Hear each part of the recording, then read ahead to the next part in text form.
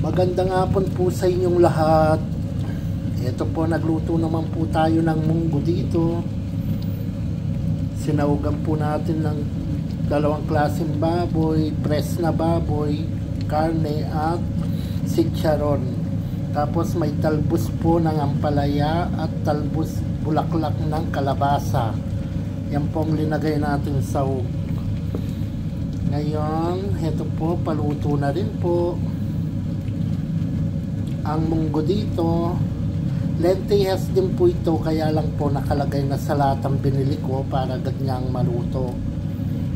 Kaya napakasarap po. Ngayon ko lang natikman itong lentejas dito na munggo nila na may gulay. Napakasarap po, sobrang sarap.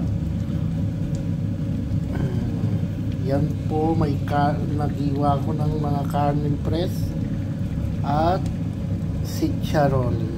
Linagyan po natin at dahon ng ampalaya, bulaklak ng kalabasa. Natunaw na po yata yung bulaklak.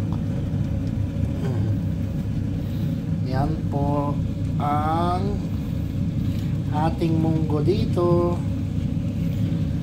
For watching po, salamat po sa inyong panonood. God bless po. Ingat po kayo palagi. Bye bye.